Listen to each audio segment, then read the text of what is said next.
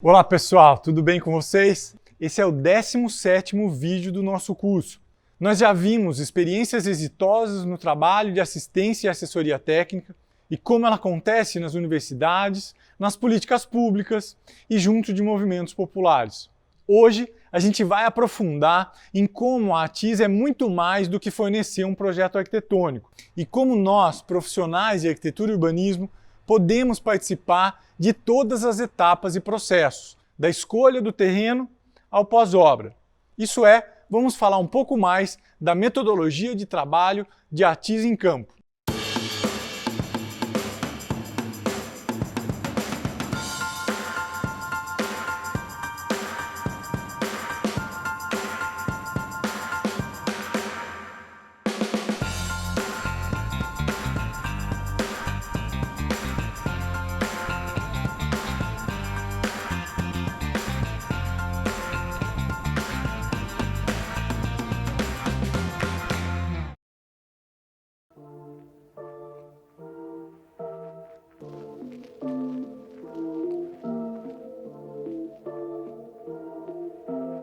Essas são imagens do conjunto habitacional Chico Mendes, em Florianópolis, mas nele há características que se repetem em muitos conjuntos habitacionais pelo Brasil.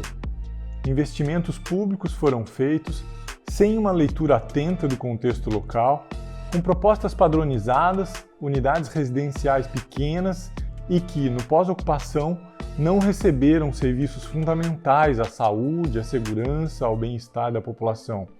Esses erros são frutos de metodologias ultrapassadas. A metodologia da ATIS está ciente desses erros e parte de premissas completamente diferentes. Isso é, nós não podemos fazer projetos de dentro de escritórios e gabinetes. Não podemos produzir casas sem criar a vida urbana necessária no entorno. A metodologia em ATIS é mais eficiente por diversas razões. Porque ela é capaz de traduzir as necessidades e preferências de quem vai morar, porque ela é capaz de construir soluções de baixo custo e que ainda assim são inventivas e de qualidade. A metodologia da ATIS dá suporte para a comunidade em todo o processo, sempre com diálogo e escuta, auxilia com estudos de viabilidade, na escolha do melhor terreno, no processo de construção dos alicerces aos acabamentos, auxilia na escolha de materiais, no planejamento de investimentos. A metodologia da ATIS usa todo o repertório de conhecimentos da arquitetura e urbanismo como ciência social aplicada. Carlos Nelson Ferreira dos Santos, o autor que escreveu sobre o arquiteto antropólogo, recorda em seu texto o momento em que a Escola de Arquitetura e Urbanismo parou de falar sobre a realidade das favelas e passou a procurar onde e como ele estava na prática. É com essa aproximação socioespacial que devemos nortear o trabalho em ATIS. Menos prancheta e mais canteiro.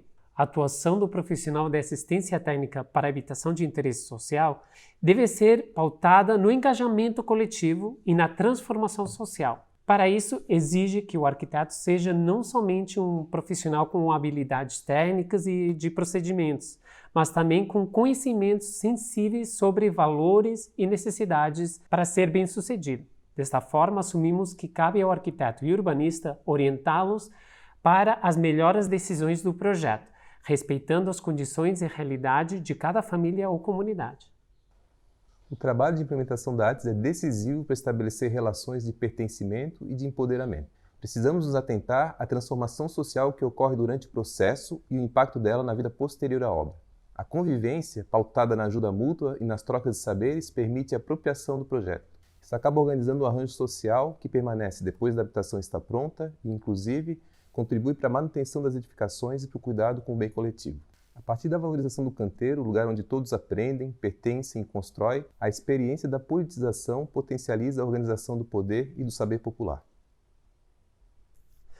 Para o melhor desempenho da aplicação da Lei de ATIS, orientamos a discussão sobre o trabalho a partir de uma metodologia que tenha como premissas a compreensão acerca da lógica da comunidade, a validação do direito à cidade e à moradia digna, e o desenvolvimento de mecanismos de devolução à população das informações que lhes são tiradas em pesquisas, noticiários e projetos sociais. Isso porque os beneficiários são os reais interessados na efetiva conclusão do projeto, de maneira assertiva e otimizada. Nesse momento, trataremos de alguns conceitos que permeiam a assessoria técnica, o projeto participativo e o trabalho multidisciplinar.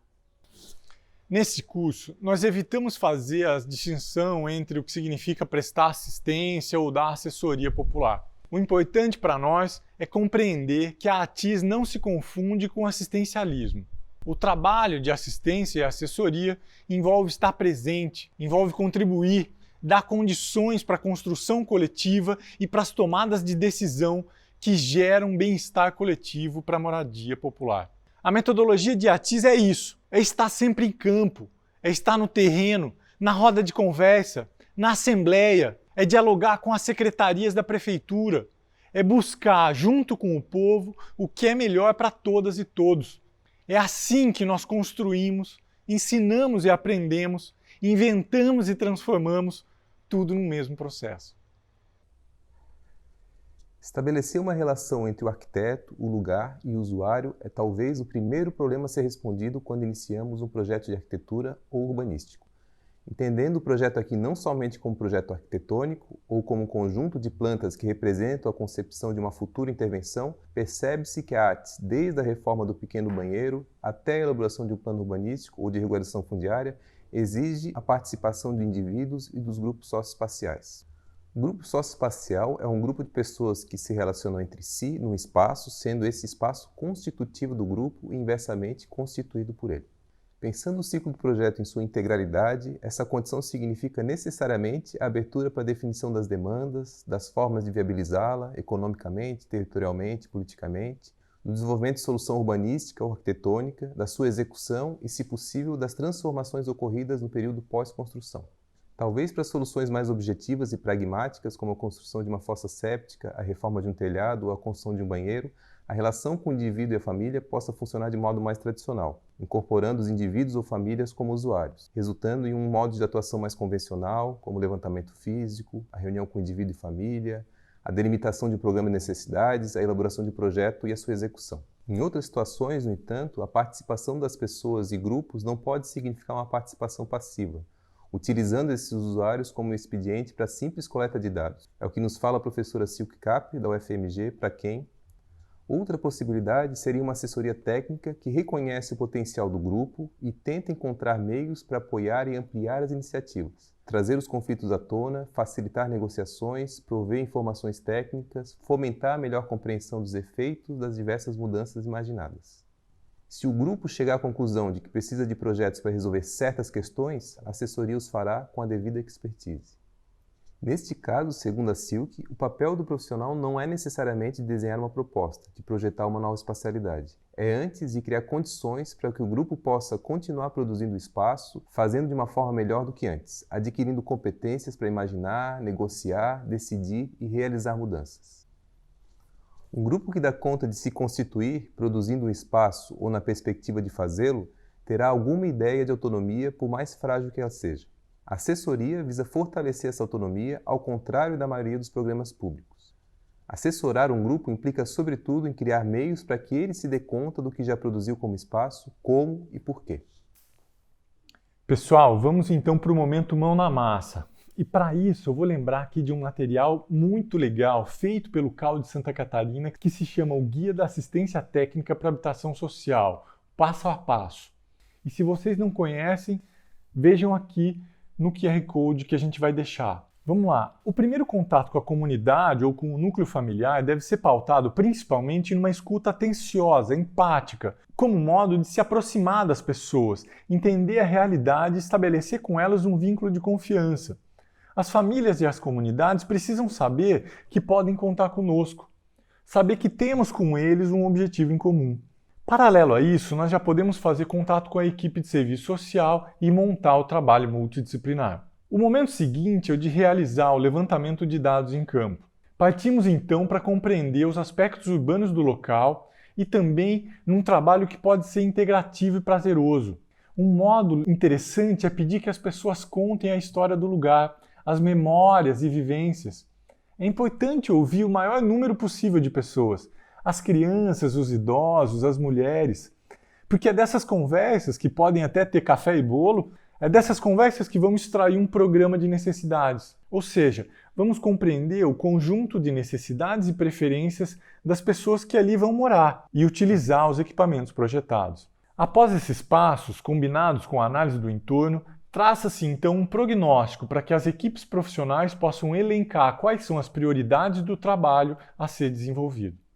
Nesse momento, nossa maior preocupação deve ser como inserir esse projeto no contexto urbano local, pensando então quais são os recursos, as infraestruturas e serviços disponíveis. Se se tratar de uma reforma e melhoria de uma habitação, primeiro devemos fazer uma análise completa sobre a edificação já existente, desde os detalhes sobre acabamentos e revestimentos, mas também sobre os critérios de conforto ambiental e respectivas instalações, ou até questões de acessibilidade geral e patologias observadas que devem ser sanadas. E em seguida, vale atentar para algumas questões como, por exemplo, quantas pessoas tem nessa família? Existe uma condição de coabitação? O número de cômodos é suficiente? Há condição de salubridade em todos os ambientes? Observe, registre essas informações. E então, para o estudo preliminar do projeto participativo, é interessante conversar sobre a viabilidade técnica e financeira da obra, ou seja, precisamos compatibilizar o programa de necessidades e os anseios com os recursos econômicos disponíveis. Essa fase inclui definir se haverá um acompanhamento técnico ou não, se a obra vai ser realizada com mão de obra específica, especializada ou com um mutirão da comunidade, e como os recursos financeiros podem ser distribuídos para otimizar a gestão dessa obra ou dessa reforma. Esse processo de elaboração participativa do projeto pode ser realizado através de oficinas que contem com croquis, maquetes, estudos em grupos, porque assim as demandas podem ser melhor visualizadas, mais bem compartilhadas, discutidas e organizadas com a orientação da equipe profissional. Essa etapa é fundamental para entender os diferentes projetos de vida que existem ali, para além do projeto arquitetônico, mas também para viabilizar as obras de forma mais segura possível. Vale lembrar também que para embasar outros profissionais técnicos ou mesmo parcerias, nós temos a norma da ABNT 16.280 de 2015, que estabelece as etapas e a lista de requisitos para o antes, o durante e depois de uma reforma em unidade habitacional, e que serve também para formular um cronograma de obra que esteja partindo do zero. Para aprofundar esses conhecimentos, não esqueçam de consultar o Guia da Assistência Técnica para a Habitação Social, o passo a passo. O projeto de assistência técnica para habitação de interesse social, desenvolvido na ocupação Cerâmica Anita, organizou oficinas com moradores para aproximar a equipe técnica e a comunidade, explicar as etapas do projeto e como ele seria executado. Desde o início, foi estimulada a participação das famílias em todas as etapas do desenvolvimento do projeto e feito um trabalho educativo para explicar que as casas teriam que estar adequadas às regras de iluminação, ventilação, recuos e sombreamentos para que pudessem promover saúde e bem-estar a seus moradores. A partir disso, começou a etapa de projeto participativo, na qual cada família foi atendida individualmente para falar sobre suas vontades e necessidades. Para facilitar esse processo, foi feito um exercício de projetação, na qual grupos de famílias receberam uma caixa com peças de paredes e de mobiliários em escala para montar a base de uma casa. A intenção desse exercício era facilitar a compreensão do espaço interno das habitações para que as famílias conseguissem entender melhor como adequar esses espaços às necessidades de usos. No total, ocorreram 5 oficinas e 2 foram ministradas pela ONG Mulher em Construção, que deu um curso prático de instalações elétricas e hidráulicas. Para aproximar os moradores da comunidade com o restante do bairro, todas as oficinas aconteceram na Associação de Moradores do Bairro, onde a comunidade estava inserida. Segundo o livro produzido pelo Escritório Usina em parceria com o CAU, trata-se, sobretudo, de alimentar a imaginação e o reconhecimento de suas reais necessidades, o que é o primeiro passo para um processo autogestionário, cujo fim seja, em alguma medida, emancipador e não a reiteração das opressões. Além de que, para uma população à margem da economia formal e parcialmente estagnada, políticas de baixo custo e que envolvem o trabalho gratuito dos beneficiários aparecem como práticas alternativas factíveis e responsáveis diante das intervenções estatais faraônicas deficitárias dos países em industrialização. Bom, pessoal, espero que vocês tenham gostado desse vídeo. Como eu disse, a metodologia da ARTES é estar sempre em campo, no terreno, na roda de conversa, na assembleia. é visualizar saídas inventivas, compatibilizar necessidades e anseios, é buscar junto com o povo o que é melhor para todas e todos. É assim que nós construímos, ensinamos e aprendemos, inventamos e transformamos, tudo num mesmo processo. Por isso que a Artes é tão legal.